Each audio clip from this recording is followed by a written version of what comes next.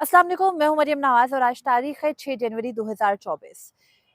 इमरान खान के अलकादिर ट्रस्ट यानी 190 million pound case के फैसले को आज सुनाया जाना था, मगर एक मरतबा फिर ये फैसला मौखिर हो गया। इस फैसले को अब 13 जनवरी की नई तारीख दी गई है, मगर इसके पीछे मुहर्रकात क्या है? इमरान खान का ये फैसला क्यों सुनाया नहीं जा रहा? क्या वाकई ही जज की अदम मौजूदगी, उनके फैसला ना लिखना, या फिर ये जो आंखों में धूल झोंकने के मुतरादिफ बहाने बनाए जा रहे हैं जिनको कोई भी बाय नहीं करता, वही बहाने वजह हैं इस फैसले को ना सुनाने के? इससे मुतालिक तफसीलात मैं आपके साथ शेयर करूंगी और साथ ही हम बात ये करेंगे कि इमरान खान का फैसला ना सुनाना क्या मुज़ाकरात के मामले में एक डील है या फिर कोई ढील देने की ये सिचुएशन है? इससे मुतालिक भी तफसील से बात करते हैं। तो इमरान खान का अलकादिर ट्रस्ट केस, वो एक काबीना से बंद लिफाफे में मंजूरी ले लेना, बाहर से आने वाले मलिक रियाज के वो जो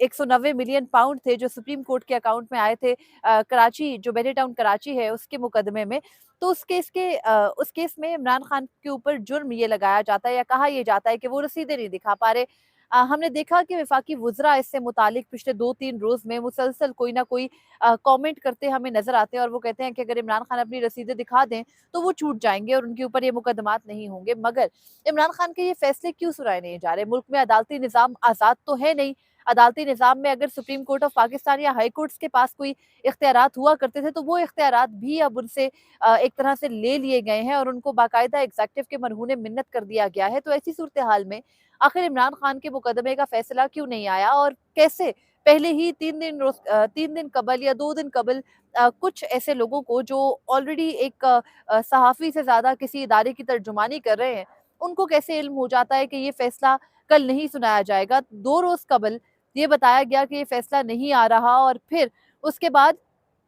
अब जो है वो आज पता चलता है। अदालती अमला इससे पहले डिनाई करता रहता है और आज अचानक से अदालती अमला बताता है कि जज साहब रुखसत पर है, तो 190 मिलियन पाउंड का फैसला अब 13 जनवरी को सुनाया जाएगा। 18 दिन गुजर गए इमरान खान के 190 मिलियन पाउंड के फैसले को महफूज हुए। इन 18 दिनों में हुआ क्या? पहले ये मुकदमा रात 9:15 साढ़े 9 बजे तक इसकी समाअत करके इसको महफूज किया गया फैसले को, और उसके बाद फैसला इस कदर महफूज हो गया कि अब वो बाहर आ ही नहीं रहा, क्योंकि वो उसकी हिफाजत इतनी है फैसले की कि फैसला बाहर आना ही नहीं चाहता। इसके पीछे वजह या मुहर्रकात इमरान खान से मुज़ाकरात हैं। बहुत से लोग इस बात को डिनाई करते हैं, बल्कि बहुत से लोग नहीं, हुकूमत और उसके नाम नेहाद तर्जुमान इस बात को डिनाई करते हैं कि इमरान खान के साथ किसी भी किस्म के मुज़ाकरात हो रहे हैं। मगर एक शख्स जो कि साबिक वज़ीर आज़म है और पिछले 1.5 साल से जेल में बैठा है और जेल से बाहर आना भी नहीं चाहता, इमरान खान के साथ जो उनके अपने पार्टी के या उनके दोस्त वगैरह मिलकर आते हैं, वो बाहर आके बताते हैं कि जब वो इमरान खान से कहते हैं कि आप कब बाहर आना चाहते हैं, तो वो कहते हैं मैं बाहर आना नहीं चाहता।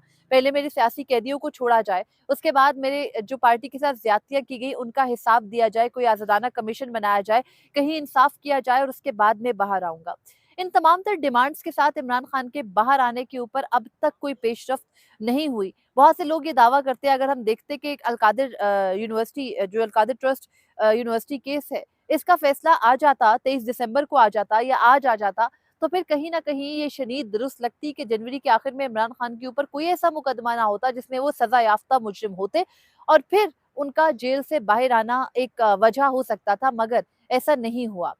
ऐसा ना होने के पीछे वजह इमरान खान के साथ होने वाले बैकडोर मुज़ाकरात हैं, और वो मुज़ाकरात भी हैं जो फ्रंट पर हो रहे हैं। अब तक हुकूमती कमेटी की जानिब से, जो कि इमरान खान की 6 रुकनी पीटीआई की कमेटी के साथ बैठी है, ये दावा किया जाता है कि जो अभी तक के मुज़ाकरात हुए हैं उनमें कोई ब्रेक थ्रू नहीं हुआ, यानी कोई खातिर ख्वाह पेशरफ नहीं हुई या कोई ऐसा वाकया नहीं हुआ जिस पे हम कह सकें कि मुज़ाकरात किसी नहज पर चल रहे हैं या किसी तरफ बढ़ रहे हैं। अभी तक वो वहीं जमूद है, वहीं ठहरे हुए हैं। मगर ऐसी सिचुएशन में जो बैकडोर मुज़ाकरात हैं, उनकी जो तमाम तर अब तक की तफसीलात या अब तक की खबरें हैं, उनको तक़वियत ज़रूर मिलती है। इमरान खान की अपनी अहलिया, इमरान खान के अपने केपी के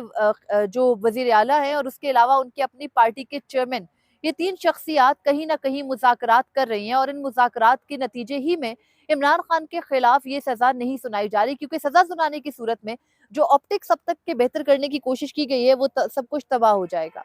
किसी एक शख्स की अना को नहीं, बल्कि ओवरऑल सब कुछ देखा जा रहा है। हमें पता है हमारा अदालती निज़ाम ऑपरेट कहाँ से हो रहा है, खास तौर पर साबिक वज़ीर आज़म के मुकदमात में। पिछले वज़ीर आज़मों को भी अगर सजाएं हुई, उन मुकदमात में कुछ था या नहीं था, अदालती निज़ाम कहाँ से ऑपरेट हो रहा था, हमें पता था। वो कौन सा अदालती निज़ाम है जो अब बायोमेट्रिक की जो मशीनें हैं वो भी ले जाकर एयरपोर्ट्स पर पेश कर देता है, हम सबको मालूम है। फिर वो कौन-सा निज़ाम है जो नैब के मुकदमात बनाता है, उनमें बहुत सारे नाकाबिले तरदीद शवाहिद का दावा करता है और फिर जब मामलात तय पा जाते हैं तो नैब इनकार ही कर देता है उस मुकदमे में किसी भी किस्म के ठोस शवाहिद होने का। तो ये तमाम तर तफ़सीलात एक अरसे से रही हैं।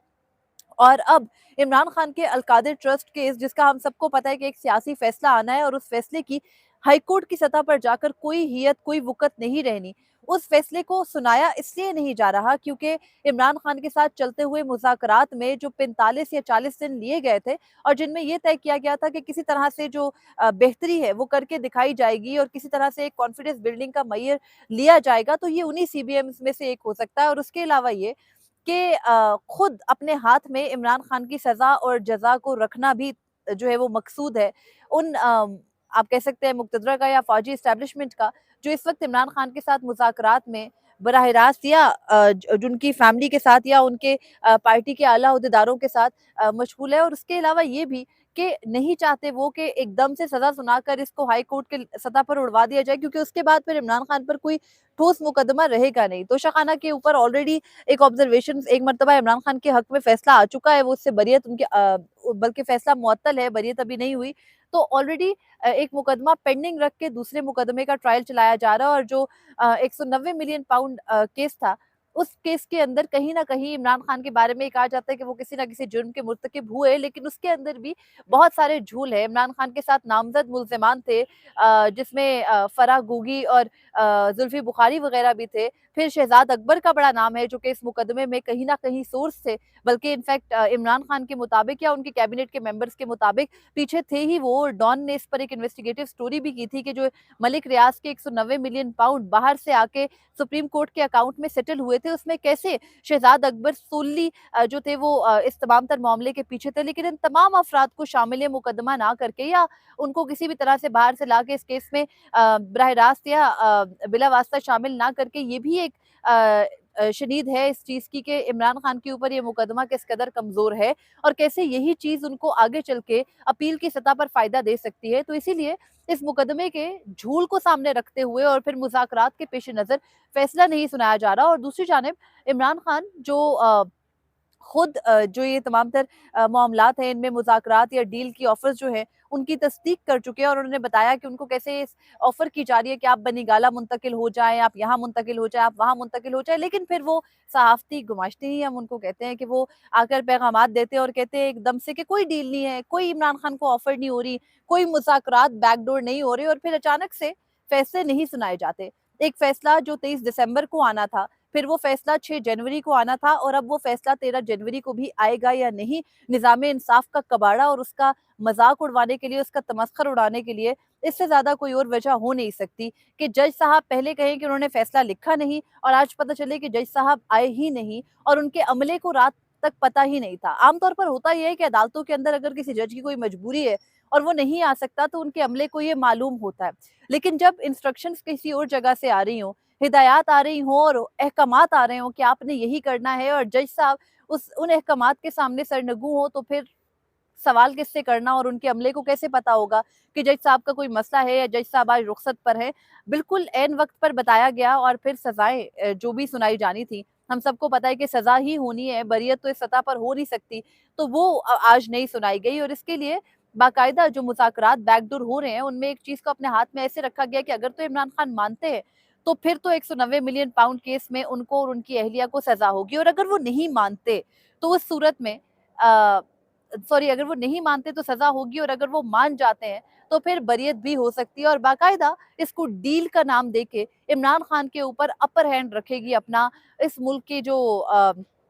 असल हुकूमत है वो और जो इस वक़्त बैठी हुकूमत है, जो फॉर्म 47 की हुकूमत है, उसे कुछ इल्म नहीं है क्या हो रहा है। वो सिर्फ़ बगैर होमवर्क किए तर्जुमानी पर मशगूल है और अब देखना है कि आइंदा आने वाले दिनों में क्या होता है। सुप्रीम कोर्ट ऑफ पाकिस्तान में भी फ़ौजी अदालतों समेत जो कुछ मुकदमात हैं, उन्होंने कल से शुरू होना है। आज आईनी बेंच ने अपने पहले दिन आगाज़ तो कर दिया मगर कुछ खातिर ख्वाह ऐसा नहीं हुआ क्योंकि सुप्रीम कोर्ट की रेलेवेंसी अलग है, लेकिन जुडिशल कमीशन ऑफ पाकिस्तान का इजलास ज़रूर कॉल हुआ और उसमें इस्लामाबाद हाई कोर्ट के जजेस के लिए एक जज यानी मोहसिन अख्तर कियानी साहब को जानबूझ के कमीशन का हिस्सा नहीं बनाया गया है। जो नोटिफिकेशन हुआ उसमें मोहसिन अख्तर कियानी मौजूद नहीं है और मोहसिन अख्तर कियानी से स्ट्रेट अवे जो इख्तलाफ की वजह है वो सेक्टर कमांडर को तलब कर लेना, ज़रा-ज़रा से मुकदमात में सख्त रिमार्क्स देना है और वो 6 जजेस के खत को लिखना भी है। तो अब ये देखना है कि जिस तरह से हालात चलाए जा रहे हैं और जितना अदलिया को यरगमाल बनाकर अब बाकायदा बेइज्जत किया जा रहा है, अदलिया इस बेइज्जती की और इस यरगमाली की मुतहम्मिल कितना अरसा हो सकेगी? क्या नासिर जावेद राना जैसे जजेस, क्या हुमायूं दिलावर जैसे जजेस, क्या